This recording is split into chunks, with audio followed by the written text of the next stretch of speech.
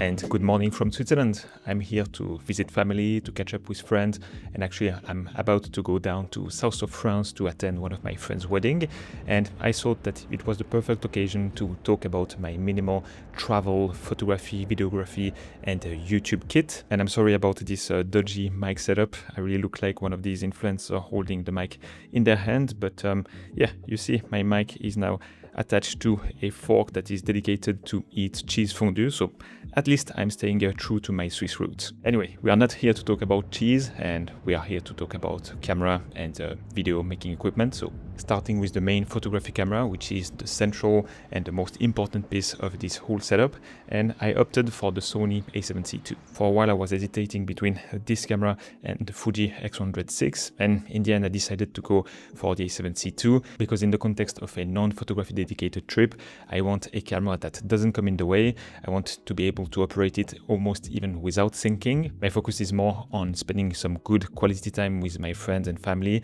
especially as I'm living abroad. I don't have the opportunity to see them like every week, and the a7C II and basically all the recent Sony cameras are so capable that once you have set them up and once you are used to them, you can just operate them without looking at them. While a camera like the Fuji X100VI is very fun to use, it's even more engaging and more interactive than the a7C II, I would say, but then your attention is more drawn to the camera itself. It's the case for me, at least, when I'm using the X100VI. I want to take photos, I want to take the time and compose my shot correctly, maybe move a few dials to get my settings correctly. And this is all the time and focus and attention that is taken away from you and directed towards photography and not towards spending some time with friends and family. And actually, there's also some ways you can use a camera that is as feature-rich as the a7C II and make it a bit more fun to use. For example, you have an EVF and you can decide to flip the screen inside, so don't rely on the screen to compose your shot and use only the EVF. I'm also thinking about the LCD screen if you decide to use it, which I still do, and I won't be the first one to say it. Actually, James Popsis mentioned this 1 or 2 videos ago, but basically you can turn off all the different helps and indicators on the LCD screen. I'm thinking about the rule of third grid, also the leveler, and all the information clutter that tells you what kind of mode, what kind of file type you're shooting. Basically, I like to remove all of that, remove the grid and remove the level and have the cleanest possible feedback on the screen. Still, there is one advantage I see in favor of the Fuji X100VI or 5, like depends on which one you have, is that it is a one-stop solution. It's a one package. You have a fixed lens, 35mm equivalent on it, and you don't have the choice and you don't have to make a decision about the lens you're using. So for some people who are quite undecided about what focal length or what specific lens to use, having a camera with a fixed lens is something that will make your travels and your photography practice in general a lot more streamlined, and you will find more clarity with that. For me, it's not too much of a problem because even with a camera like the a7C II where you can change lenses, I'm basically settled around 35mm. This is my favorite focal length to use. So yeah, on this camera, you need to stick a lens to be able to take photos. So let's talk about that. So probably you already recognized it from seeing me holding the camera like this, but I decided to opt for the Sony Zeiss Sonar 35mm f2.8 pancake lens. I think this lens is probably more than 10 years old and it's still fantastic. You want to say hello? This is the beautiful cat we have at my mom's place. It's called Snow. It's very chill.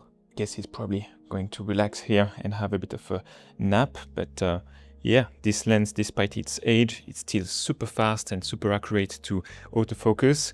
It produces great colors, and yeah, I think I've heard this thing about Zeiss lenses. I don't really know because I have only this Zeiss lens, but it has a very nice amount of contrast. It's punchy and, dare I say it, a little bit of character. When I pick up the camera to go somewhere, the camera will stay a lot of time around my neck, just available for me to take photos, but it will not stay in my hand and I will not be actively shooting a lot of time. So this led me to choose this lens, which is smaller, super compact, and yeah, just easier to carry than my other favorite 35mm lens, which is the Viltrox Evo f1.8, which is a fantastic lens, pretty compact and lightweight given its f1.8 aperture, but definitely when you spend a lot of time with the a7C2 or the a7 IV paired to that lens, holding it around your neck, yeah, this can be tiring, and yeah, maybe your neck will hurt at the end of the day. So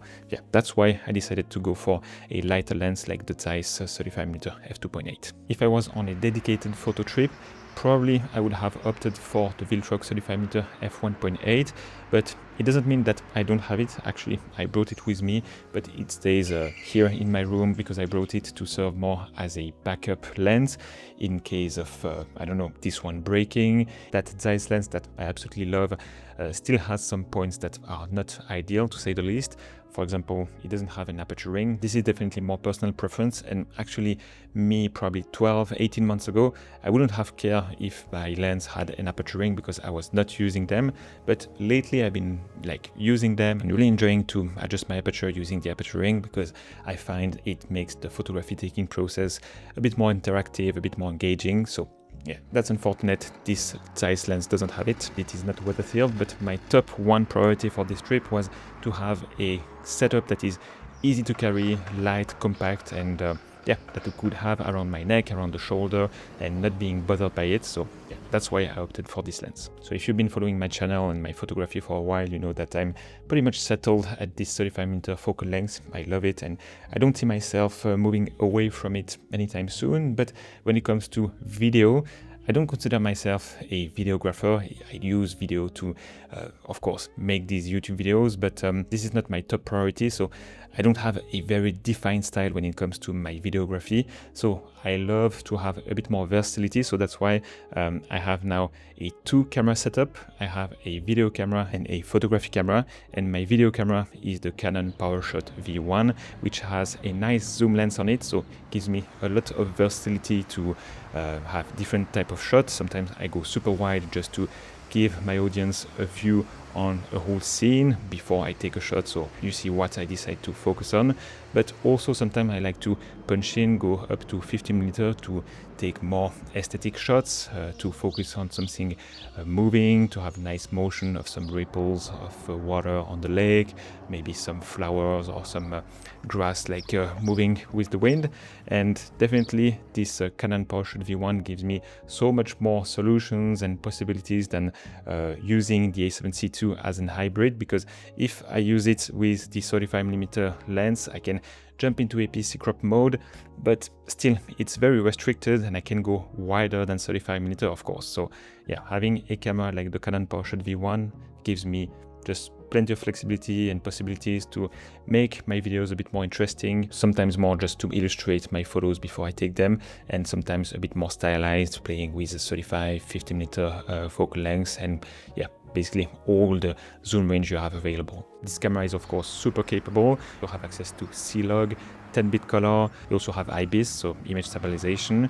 And what else? Also it has an internal ND filter, which is game-changing. I don't have to carry any sort of filter in my pockets or in my bag to stick to the 180-degree rule to have some smooth motion blur in my video footage. So yeah, it is just a perfect video all-in-one package that is super light, super compact, that fits nicely in a little bag, or actually I just have around my neck or around my shoulder most of the day if I'm like shooting a video, because yeah, you just don't feel it. It's super light and you can forget it, and it's available, ready to capture some beautiful footage. It's actually the camera I'm using to film this now, and I can see there is a little box around my eye because it has very good continuous tracking autofocus that yeah, just detects your face or your eye whenever you're close enough for the camera to catch the eye. And as you can see, it is super active, like the autofocus transition is super smooth, a lot smoother than all these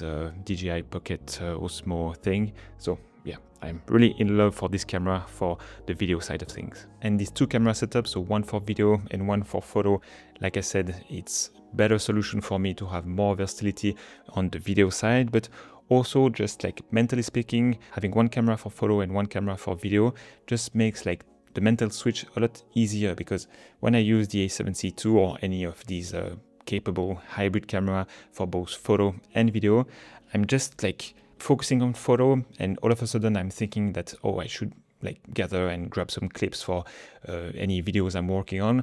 And because I'm using the same lens, the same focal length, and the mental switch is not really nice, I just end up with the footage looking exactly the same as my photo.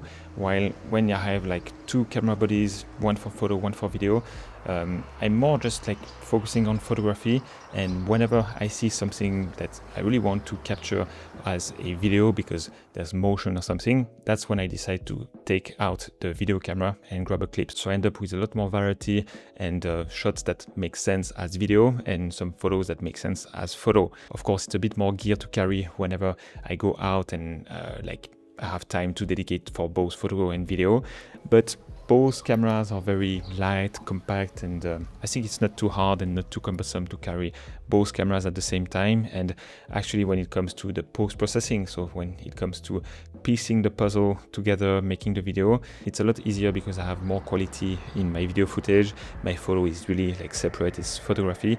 There's no duplicates of everything, and actually I end up with interesting video clips that complements the video and the photography a lot better. And the thing is that this camera is also super capable when it comes to photography. So of course you won't have the same amount of depth of field or bokeh as a full frame setup, but in the event of my A7C II breaking on me and just like being out of use for the remainder of a trip, I can still rely on the Canon to deliver fantastic results in the photo side of things.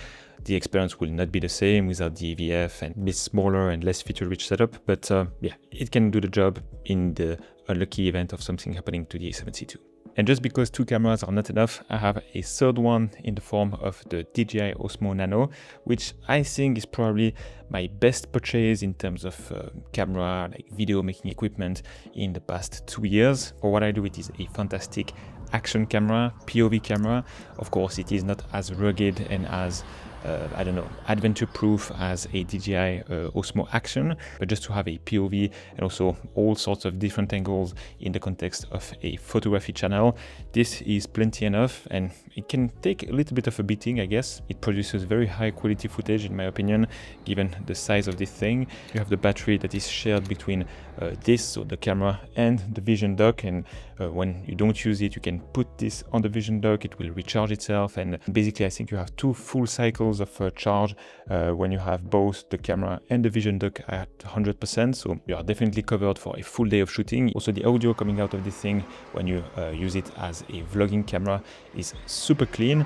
It's just in very windy conditions that of course, like, you don't have like a windshield here, so in such cases you would need maybe a DJI mic with a dead cat to cover like the wind noise, but otherwise like you can just use it and vlog with it. Often I use it pointing at a scene and explain how I compose a photo, and you always have like super clean audio, which is again super surprising considering the size of that thing, because literally it's the size of one finger, like your thumb maybe. The whole package with the Vision dock, with the magnetic pendant. I also have the DJI Mic Mini, but it can be the DJI Mic 3, which is about the same size. Also like the hot shoe mount that I use to put the DJI Osmo Nano on top of my camera. That whole thing can fit in the palm of my hand, which is like crazy. And talking about the hot shoe mount, this is the setup that I've been using more recently, because at first I was using a lot the magnetic pendant to have a POV angle, which in the end I don't find it very relevant, because even though you have a POV angle where you can see your hand and a little bit of the camera depending on like how you compose a shot, oftentimes like you can barely see what's on the screen, so seeing the camera and seeing the hands like doesn't give any additional value. So I like to have the Osmo Nano with the hot shoe mount because it really gives the same angle of view as the camera. So really you have the same sort of composition, it's just wider than typically the 35mm lens I use on my camera. And also when you have the Osmo Nano on the hot shoe of your camera, I'm a lot more prone to take it out and start vlogging. So whenever I have something on my mind, or whenever I can work on a video and do as much of the talking as possible outside in the field, it is super easy to do with Osmo Nano because it's just frictionless, it's super easy to use. And some people would say that not having a screen to look at yourself when you're vlogging. I mean, you can have a screen if you attach to the vision dock and face the screen towards you, but I find that not having the screen is better, because when I see myself now, I see myself in the screen, I try to ignore that, but it's easy for me to be self-conscious and start to look at the feedback, make sure that I don't have like some hair or like stains on my shirt, and this like puts you away from what you want to say. You start to lose focus. While when you use this and you have no feedback, basically it is wide enough so you will fit in the footage, so that's not a problem. You don't see yourself and you don't like start to overthink, you just say what you have to say. So in this video I also wanted to talk about the bag I was like intending to use, because when I wrote a little bit of notes and bullet points, actually just before leaving, just before I was starting to pack my suitcase and my camera stuff, I was about to choose the Moment everyday sling. I don't know how many liters, but not the huge one, like the one in between is my favorite sling. I like it more than the Bellroy camera sling that I also have, but the Bellroy has these dividers inside that you can move and like readjust depending on how you use the space inside the bag, but you cannot remove completely. So I find the Bellroy bag a bit less versatile. It is bigger, but in the end I don't manage to fit a lot more stuff than the Bellroy bag, which is smaller, but yeah, fits almost the same amount of gear. So I was about to take the Bellroy sling bag, but I actually forgot it because I put in my suitcase like just a Uniqlo sling, like the one that everyone has, which is also a good bag but very basic.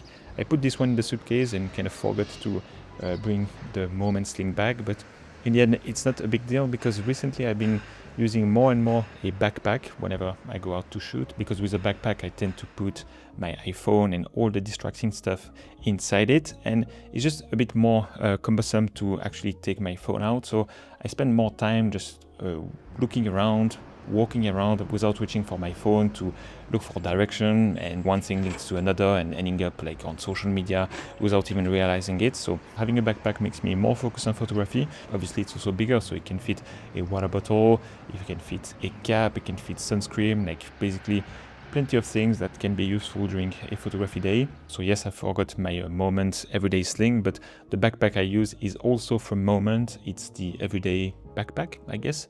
It's the same line, and I find it so nice and it's well organized. You have plenty of space. There's just enough different pockets to fit like different sort of things in like delicate pockets, so you can organize the things you bring with you without being like overfilled with like too many pockets, too many features. So it's definitely my favorite backpack I ever owned, and it's also super sleek, super nice. It doesn't look like a camera bag, and you can put some camera inserts inside if you want. But again, in the context of a minimal travel kit, you actually don't need any sort of camera insert, because most of the camera stuff are around your neck or in your hand. So the backpack is just here to fit the extra stuff and maybe just be here in case of like heavy rain or something, to put all the camera gear inside and find shelter. And that's pretty much it about my minimal travel photography, videography, YouTube kit.